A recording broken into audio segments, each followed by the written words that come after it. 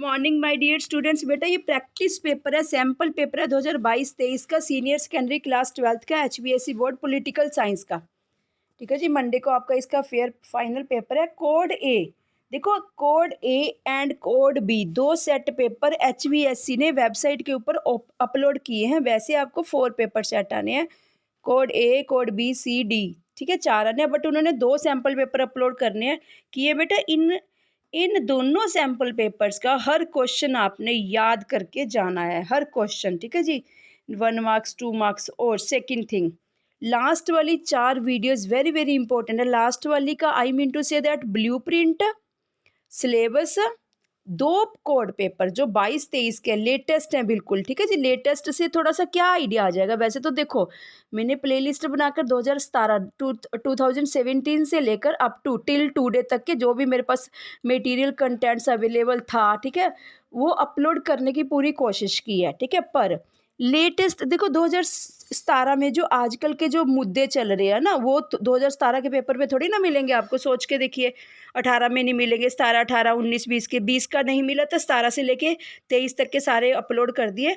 तो यहाँ से आपको करंट टॉपिक नज़र आ जाएंगे कि कौन कौन से टॉपिक्स को ज़्यादा उन्होंने हाईलाइट करके दे रखा, तो वही आपके क्वेश्चन पेपर में आने के फुल चांसेस है, जो कि मंडे को आपका पेपर है 13 मार्च 2023 को, 13/3/2023। चलो बेटा ये सारा कुछ बहुत ध्यान से पढ़ना है, ठीक है। वैसे तो आपको पता है आपके 2-3 पेपर हो चुके हैं ऑलरेडी।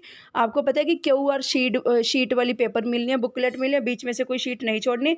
जैसी क्वेश्चन पेपर आपको मिल जाता है, ठीक है, आपने क्वेश्चन पेपर के ऊपर आपका रोल नंबर लिख देना है, ठीक है जी। और साथ ही साथ सब कुछ नेगेटिव मार्किंग नहीं होती।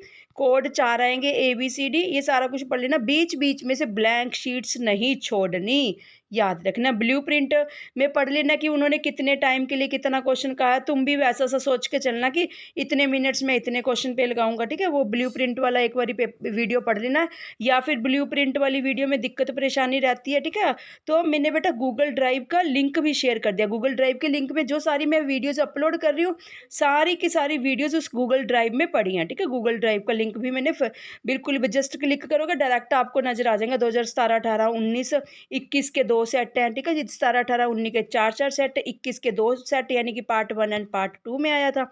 ये पढ़ते जाइए साथ साथ, ठीक है। मैं डिस्कशन कर रही हूँ, आप भी पढ़ते जाइए साथ साथ।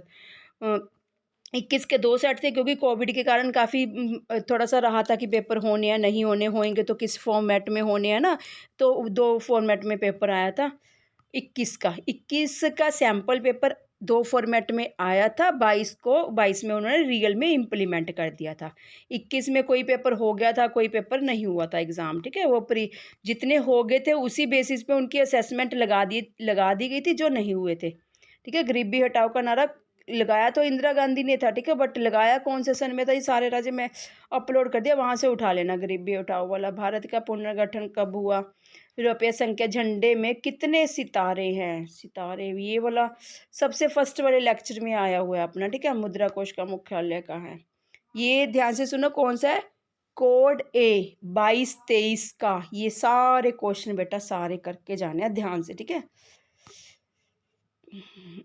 पेंटागन अमेरिका में क्या है, ठीक है जी। अच्छा जी, जैसे ये है कच्चा टीबू द्वीप विवाद किन 2 देशों, ये कोई नहीं, मैंने कहीं नहीं डिस्कस करा ना, मैंने सोल्यूशन दिया आपको कहीं पर भी, ठीक है। ये अपने आप यूट्यूब पे एक्सप्लोर करना, कहीं ना कहीं से मिल ही जाना इसका क्वेश्चन पूरी यूट्यूब पे, ठीक है। गूगल सर्च पे या बोल के स्पीकर ऑन करके आपको आंसर आउट मिल जाएगा। हमें बच्चे, हमें मेन मकसद है किसी का भी यूट्यूबर का चैनल देखो, तुमने क्वेश्चंस याद करके जाने हैं बेटा, लिख कर आना, बहुत सारा कुछ है, ठीक है। हमें किसी से ये नहीं है कि उसका नहीं देखना, किसी का भी देखो, जो जिसका कंटेंट अच्छा लगता है, बढ़िया लगता है, पढ़ो, देखो, मार्क्स लेके आओ बस, जैसे मर्जी करके।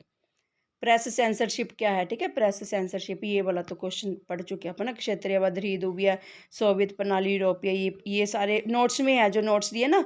अच्छा जी, निर्जन वन पढ़ा था, अच्छा चलो कोई बात नहीं, निर्जन वन नहीं लिखा हुआ था, वहाँ डेजर्ट फॉरेस्ट एरिया डायरेक्टली लिखा हुआ था, ये भी था कि प्रमुख स्थिति की चारों चुनौतियों का विकास के डेवलपमेंट। अच्छा ये कौन सा था, खतरनाक दशक, ये नहीं पढ़ा बेटा। 1960 के दशक को डेंजरस डेकेड, बेसिकली ना भूखमरी आ गई थी 1960, वो वाला टॉपिक है। +2 में हो ही आप, +2 में सच इको की बुक में है बेटा ये सारा कुछ ना।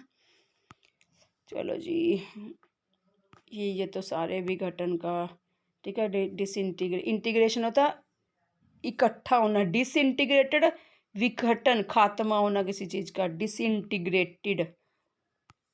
Describe the organisation powers and functions of security council of UN. ये भी 4 टॉपिक अपन एज कर लिया, ये वाले भी ना जी।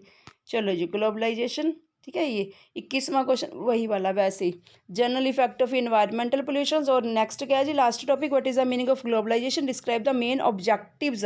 और बच्चे याद रखना, देखो ध्यान से सुनो, कोई भी सब्जेक्ट है ना, उसके जो ऑब्जेक्टिव्स होते हैं, एलिमेंट्स, ऑब्जेक्टिव्स, कंपोनेंट्स, कॉन्स्टिट्यूएंट्स, ये तुम कभी भी बनाकर नहीं लिख सकते, इनको खूब अच्छे से याद करके जाया करो। बनाकर क्या लिख सकते हो, किसी की features, advantages, disadvantages, importance, characteristics, ये बनाकर लिख सकते हो। फिर भी किसी हद तक, वैसे तो देखो कुछ भी नहीं बना के लिखा जा सकता जब तक हमें किसी टॉपिक के बारे में थॉरोली ना पता हो, नॉलेज ना हो, ठीक है। पर फिर भी किसी हद तक हम बना सकते हैं, बट ये एलिमेंट्स, ऑब्जेक्टिव्स, इनको तो कभी भी नहीं बना सकते हम अपनी तरफ से। तो बस इनका ये पढ़ जाना। बट ये कोड ए था, ठीक है जी। अब नेक्स्ट मैं कोड बी लेकर आती हूँ 22-23 का, new fresh sample paper. Thank you students.